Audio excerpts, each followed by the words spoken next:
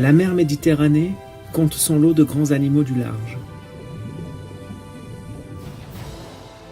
Certains évoluent juste sous la surface et se font discrets.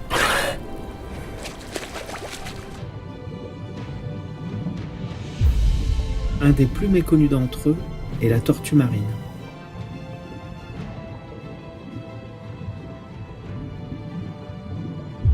Sur les 7 espèces de tortues marines présentes dans les océans, 4 d'entre elles évoluent en Méditerranée.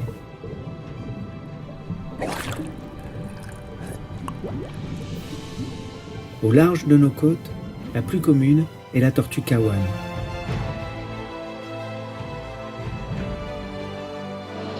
L'état des populations de tortues qui vivent en Méditerranée est peu connu et de nombreux dangers les menacent. Il y a un demi-siècle, l'activité de l'homme a profondément bouleversé l'existence de ces animaux apparus dans les océans il y a près de 150 millions d'années. Les captures de pêche accidentelles, les aménagements du littoral, l'ingestion de matières plastiques, les collisions avec les navires et bien d'autres encore sont autant de risques qui mettent en péril ces reptiles. Comment l'homme peut-il réparer ses erreurs et permettre à ce symbole de sagesse et de longévité, pouvant vivre plus de 100 ans, de poursuivre sa longue marche vers un avenir plus serein?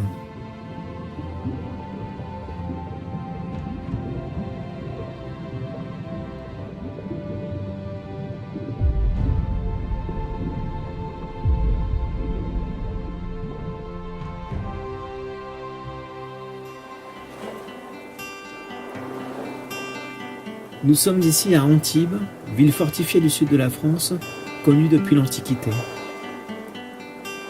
Destination très prisée des vacanciers, elle n'échappe pas à son lot de touristes durant la saison estivale. Abritant le port de Plaisance le plus grand d'Europe, elle constitue, avec l'ensemble des ports des villes voisines, la plus grande flotte maritime de la Méditerranée.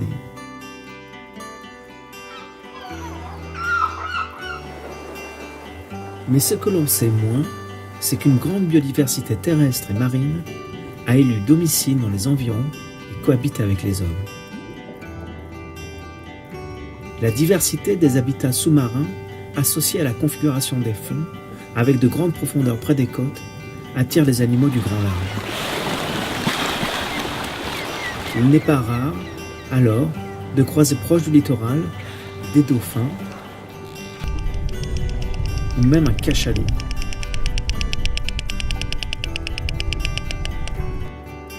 Moins impressionnant, mais tout aussi étonnant, on peut croiser les tortues marines. Ces grandes migratrices suivent les courants marins qui passent à quelques centaines de mètres de nos côtes chaque année. Vivre au milieu d'une étendue qui paraît pourtant si vaste n'est pas sans risque lorsque les trajets de ces animaux croisent les routes maritimes des navires. Lorsque le trafic s'intensifie durant l'été, les accidents sont inévitables. Cette tortue nous a été ramenée en urgence. Elle a probablement pris un coup d'hélice sur la tête et tous les os du crâne ont été brisés. Alors, le parc Marineland, au travers de son association et avec le soutien de la municipalité d'Antibes, a décidé d'intervenir. Comment cohabiter avec nos voisins de la mer et les prémunir des dangers engendrés par nos activités. On a souhaité s'investir dans la conservation de cette espèce. On s'est rapproché du réseau Tortues Marines Méditerranée France et ensemble, nous avons pris l'initiative d'ouvrir le centre de réhabilitation de la faune sauvage pour pouvoir ainsi accueillir les tortues en difficulté qui sont au large de nos côtes. L'engagement de Marineland auprès de la sauvegarde des tortues marines n'est plus à démontrer. Ces équipes spécialisées collabore depuis 10 ans avec le réseau Tortues Marines Méditerranée France et depuis plus récemment avec l'espace mer et littoral de la ville d'Antibes. Nous sommes ici à la batterie du Graillon, au bout du cap d'Antibes. C'est un espace qui appartient au conservatoire du littoral, qui est géré par la commune.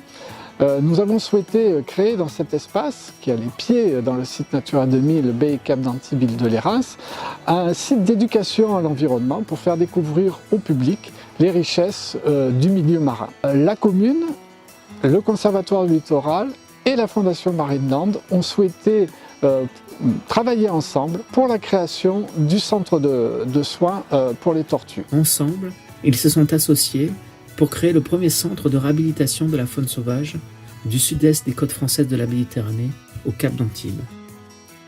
Donc en fait, on est au cœur d'une zone particulièrement privilégiée qui concentre un nombre incroyable de faune marine, dont les tortues. Ce centre de soins des tortues marines est situé à un endroit particulièrement idéal. Il est sur la pointe du Cap d'Antibes, on le rappelle, à l'espace mer et littoral où il est hébergé. On est sur un terrain du Conservatoire du Littoral, on est aux portes, en fait, on est à 20 mètres de la mer, on est aux portes du sanctuaire Pélagos, qui est le sanctuaire marin pour les mammifères marins, mais aussi pour toute la mégafaune de surface de Méditerranée. On accueille ici les animaux en difficulté de la côte varoise et des Alpes-Maritimes, qu'on va soigner pour ensuite réintroduire dans le milieu naturel.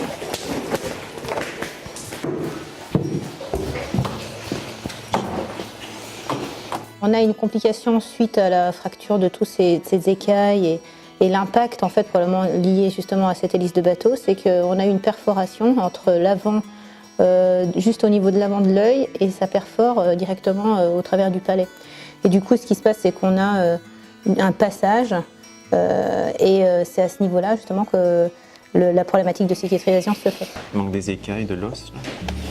C'est très propre. Puis c'est tout réépitalisé, la peau elle a vraiment cicatrisé.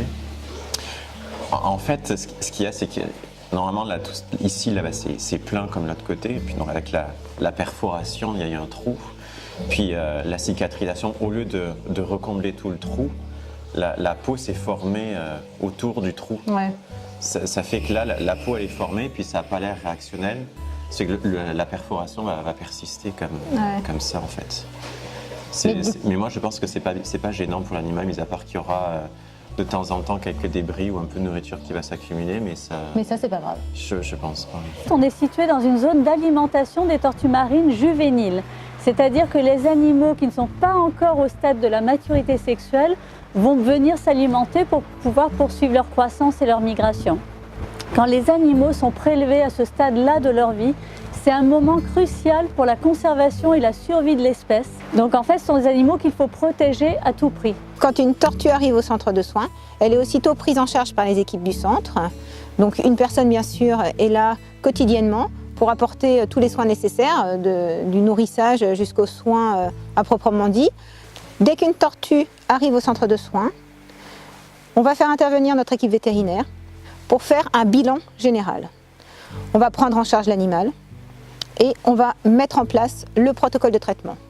On fait une prise de sang pour vérifier qu'il y a une infection quelque part. C'est exactement ce qu'on fait en médecine humaine ou pour les animaux domestiques. Le centre est équipé de 3 cuves individuelles qui nous permettent d'isoler les animaux et d'un grand bassin principal qui nous permet d'introduire les animaux en réhabilitation avant leur retour à la mer. En fait, les soins sont terminés. Ça sent prêt à arroser. Et du coup, là, ça lui donne la possibilité de nager, donc de se refaire un peu les muscles. Et aussi, elle a plus de profondeur. 2 tortues sont actuellement au centre et leurs jours ne sont plus en danger. Elles doivent encore patienter quelques semaines avant de rejoindre le large à la fin de leur convalescence. Donc cette tortue nous a été rapportée par les pêcheurs fin septembre. En fait, elle a été pêchée malencontreusement à la palangre. Elle est arrivée avec un hameçon dans à l'intérieur de l'œsophage. Et voilà, on lui a retiré l'hameçon dans un premier temps. Et ensuite, on a suivi que la reprise alimentaire normale. Donc voilà l'hameçon qui est utilisé pour la technique de pêche à la palangre.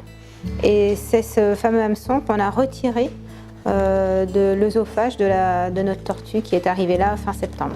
Le centre fonctionne grâce à la collaboration et au soutien de nombreux spécialistes, dentistes, des vétérinaires spécialisés dans la laser-thérapie, également l'imagerie médicale, qui nous permettent d'avancer au cas par cas dans le soin des animaux. Le centre est ouvert tous les jours et une équipe se relaye pour effectuer les tâches quotidiennes d'entretien et les soins apportés aux pensionnaires. Ce qui me motive à venir là une fois par semaine, c'est à l'échelle plus globale, c'est la conservation de l'environnement. Je sors d'années d'études là-dedans et c'est quelque chose qui me tient vraiment à cœur. Tout ce qui est milieu marin ou même écosystème dans sa globalité, ça m'intéresse beaucoup. Et c'est à petite échelle, mais j'aime apporter ma petite contribution à de grands projets comme celui-là. Moi, je suis passionnée de tortues depuis à peu près une dizaine d'années, donc aussi bien en tortues terrestres, puisque j'ai un agrément sur les tortues terrestres. Et suivant l'actualité de tout ce qui est tortues dans le monde, j'ai découvert que oui, effectivement, il y a un centre qui allait s'ouvrir près de chez moi, à Antibes. Donc c'était une évidence de venir rencontrer Sidonie et toute l'équipe et les bénévoles, et de faire partie de l'aventure au centre.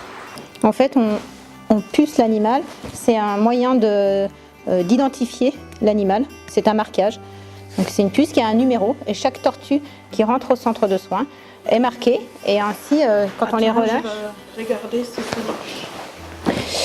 quand on relâche l'animal, ça permet d'avoir une traçabilité de l'animal, une identification et une traçabilité. Ces puces électroniques, de la taille d'un grain de riz, sont insérées sous la peau de la tortue selon un protocole bien défini. Toutes les tortues marquées dans le monde par ce procédé le sont à l'identique. Ainsi, lorsque l'animal est à nouveau accueilli dans un autre centre de soins, ce transpondeur permettra son identification et l'acquisition de précieuses données. Nous avons également à disposition un bateau qui nous permet d'intervenir directement sur le terrain et aussi pour aller relâcher les animaux à la fin de leur période de soins.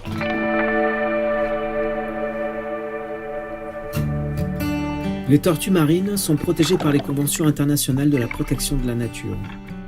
Pour gérer notre cohabitation avec ces animaux discrets, des associations environnementales locales financent des études et des projets qui contribuent non seulement à la conservation des tortues marines, mais surtout à éveiller les consciences à la préservation du milieu marin. Pour les tortues marines, ces études sont urgentes car elles sont vulnérables à toutes les perturbations environnementales causées par l'homme. En multipliant les actions et la collecte de données, nul doute que l'on acquérera des connaissances majeures sur la présence des populations de tortues marines le long de nos côtes.